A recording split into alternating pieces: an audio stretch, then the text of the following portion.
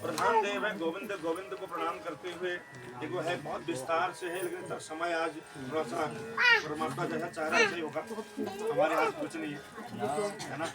प्रयास करने के बाद भी नहीं हो रहा तो कोई बात नहीं, परमात्मा की इच्छा है। तो भगवान कृष्ण को प्रणाम करते हुए हम लोग आगे प्रारंभ करेंगे।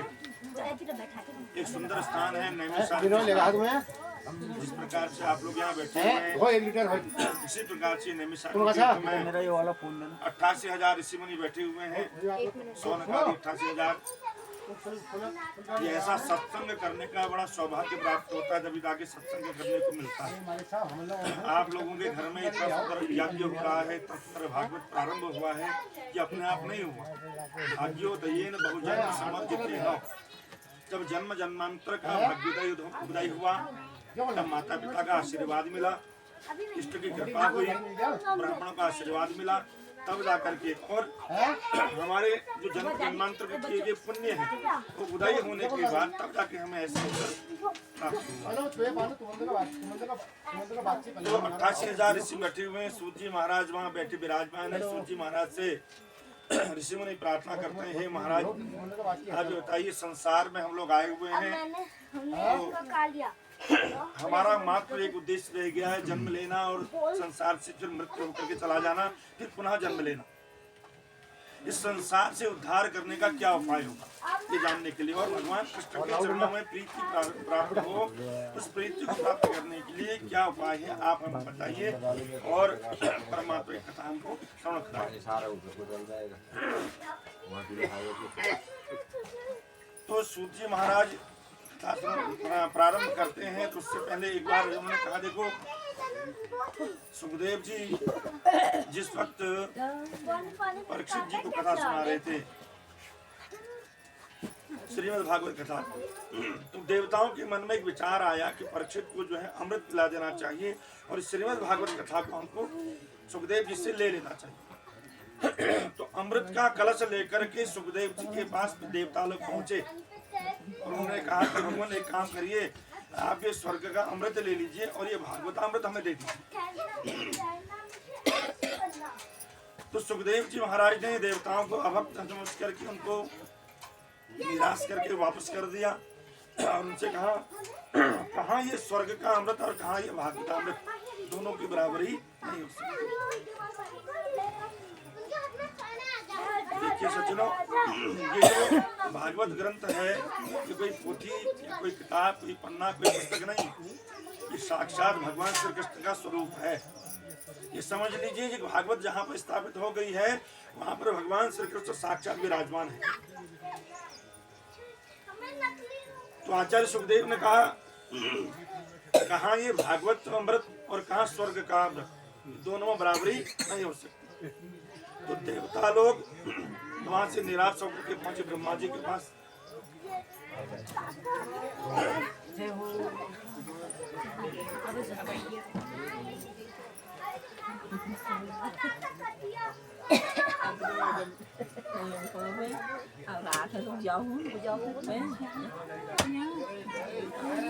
हरि हरि बलवाल कृष्णाल की।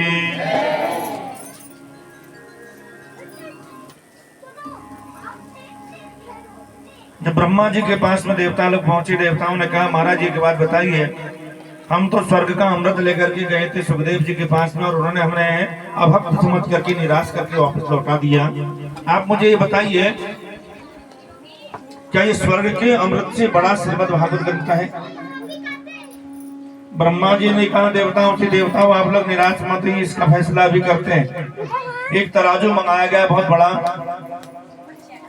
ब्रह्मा जी ने कहा एक पलड़े में आप भागवत ग्रंथ को रखिए और दूसरे पलड़े में जितने भी संसार के ग्रंथ हैं, जितने भी पुराण हैं, जितने भी वेद हैं, सबको आप स्थापित करिए। एक एक करके सारे धर्म ग्रंथों को दूसरे पलड़े में रखा गया, लेकिन श्रीमद् भागवत का जो पलड़ा है तिल मात्र भी ऊपर नहीं उठा। क्यों? क्योंकि जो चीज भारी होती है वो हमेशा नीचे झुकती है। तो श्रीमद् भागवत ग्रंथ सारी ग्रंथों में सबसे श्रेष्ठ माना गया। वहीं पर फैसला हो गया कि स्वर्ग के अमृत से बड़ा है श्रीमद् भागवत कथा अमृत।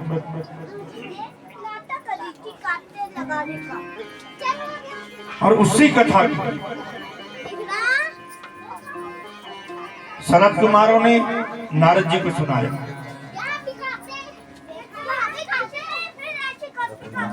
सूची से सोनकादि 88,000 ऋषि पूछते हैं महाराज आप हमें बताइए। नारद जी एक जगह पर बैठते नहीं है और सनत कुमार जो है एक जगह से दूसरी जगह जाते नहीं। तो उन्होंने एक दूसरे को कथा उन्होंने कैसे सुनाई और उन्होंने कैसे सुनी ये हम जानना चाहते।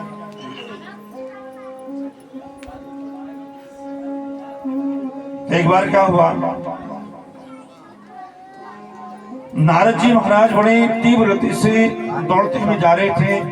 रास्ते में सनक, सनंदन, सनातन और शरद कुमार ये 4 भाई मिले। उन्होंने रोक लिया। कथम ब्रह्मं दीन मुखा पुतश्चिंता तुरो भवान त्वरितं गम्यते कुत्र तस्यात्मनं।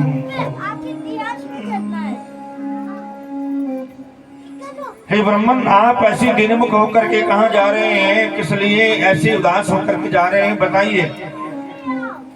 तो नारद जी ने कहा देखो भगवान मैं इस पृथ्वी को बहुत अच्छा समझ करके इस पृथ्वी में घूमने के लिए गया, लेकिन मुझे पूरे संसार में कहीं भी शांति नहीं मिली। मैंने पृथ्वी को श्रेष्ठ समझा। मैं हरिक्षेत्र गया, कुरुक्षेत्र गया, सेतुबंध रामेश्वरम गया। मैं सत्य कहता हूँ संत कुमार जी मुझे इस पूरी पृथ्वी में कहीं पर भी शांति नहीं मिली। तो नारद जी कहते हैं मैं वहां से भ्रमण करते करते पहुंच गया वृंदावन। अब वृंदावन में मैंने क्या देखा, एक जवान स्त्री बैठी है और उसकी गोद में 2 बूढ़े सोए हुए।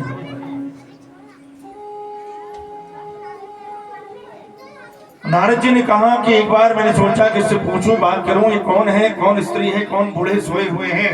लेकिन फिर सोचा कि इन स्त्रियों के बीच में हम साधु महात्माओं का क्या काम, और मैं जाने लगा। तो उस देवी ने आवाज लगाई क्षणम ब्रह्मन दीनमुख, हे ब्राह्मण देवता, हे नारद जी क्षणम तिष्ठव, थोड़ी देर रुकिए। तो मैंने पूछा कि आप कौन हैं, ये बालक कौन है, ये जो पुरुष है ये कौन है। तो देवी कहती है नारद जी मैं भक्ति हूं और ये मेरे 2 पुत्र हैं। इनका नाम है, एक का नाम है ज्ञान, एक का नाम है वैराग्य। नारद जी ने कहा ये बड़ा आश्चर्य हुआ कि माँ जवान है और दोनों बेटे बूढ़े हैं। पूछ लिया ये कैसे हुआ।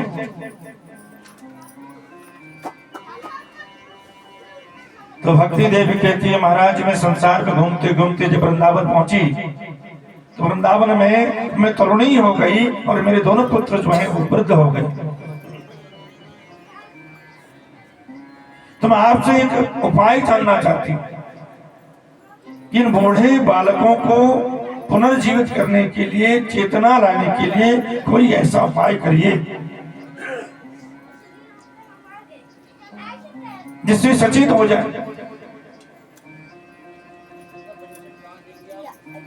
तो नारद जी ने कहा भाई देखो मैंने सारे वेद मंत्र, यज्ञ मीमांसाएं, पुराण अनुष्ठान, महाविद्या अनुष्ठान सब कर दिया,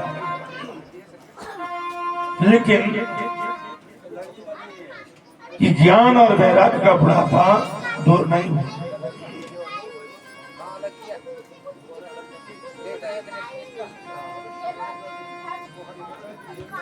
तो उतने में आकाशवाणी हुई कि हे नारद जी सत्कर्म करो, सत्कर्म करो, सत्कर्म करो।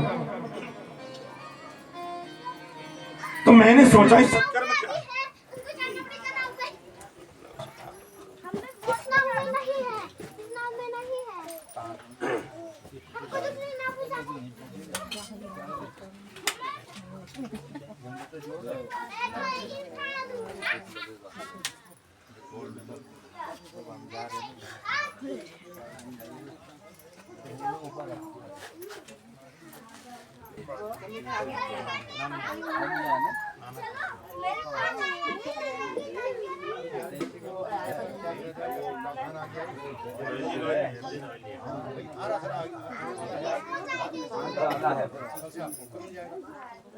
आज तो खराब कर दिया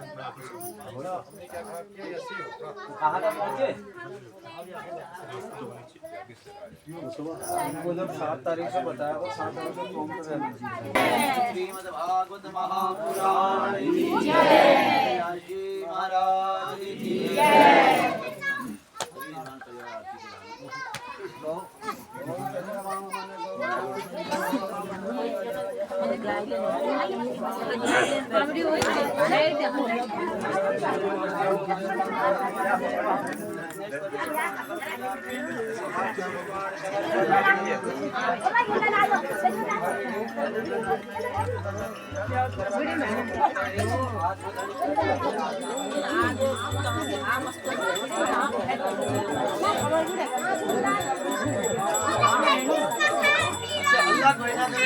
प्रेम से आरती गाएं।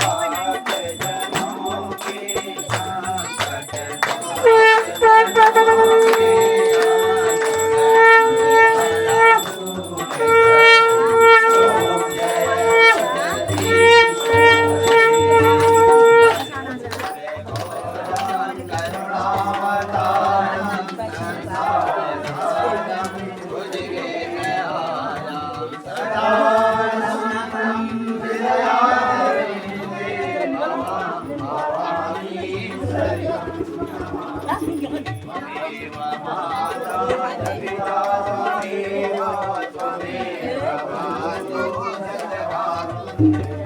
त्वमेव विद्या द्रविणं त्वमेव सर्वं ममैव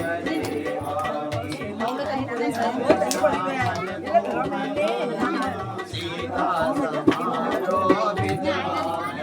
समारोपिताणो महासंजगचारु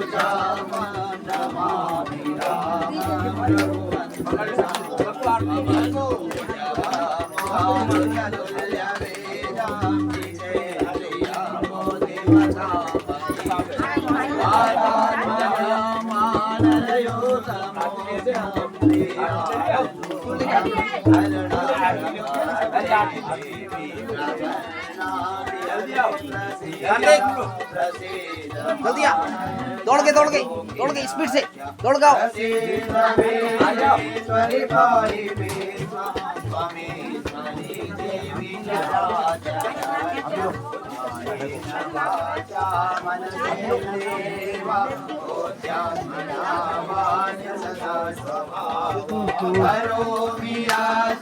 सकलं परस्मै नारायणायेति समर्पयामि श्रीनारायणायेति समर्पयामि। जाओ वहाँ किनारे पे उठा लो कार को ऊपर वहाँ जैसे लाए यहाँ से ऊपर चढ़ के अरे वहाँ से कार पकड़ के ऐसे लाना जा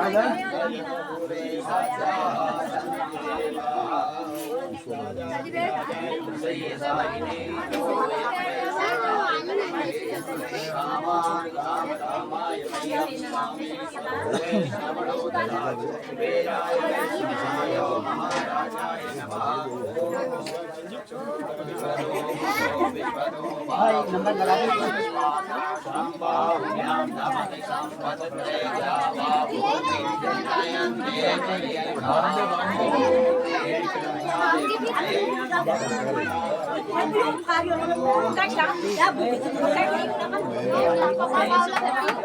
आ रहा है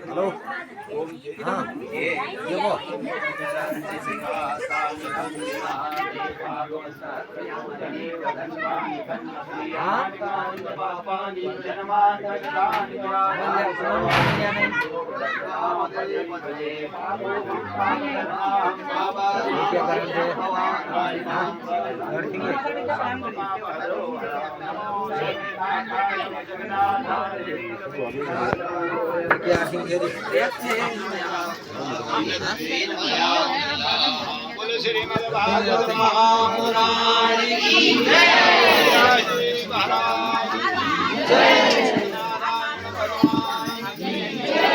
श्री गुरुदेव भगवान की जय।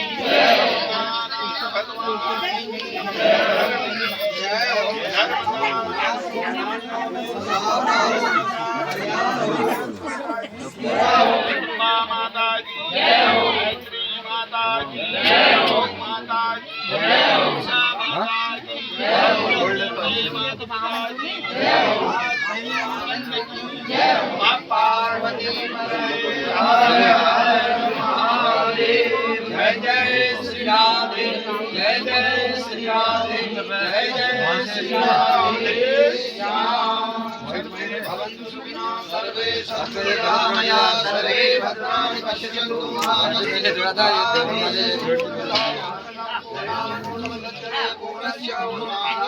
एक उधर काट जोड़ी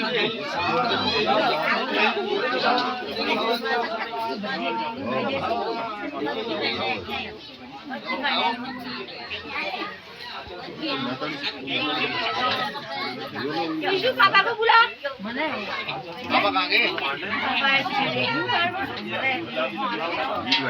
मैं दिख रहा हूँ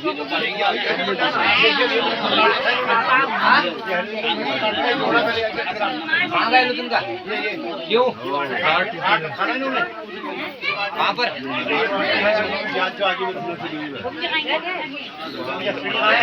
आओ पीछे को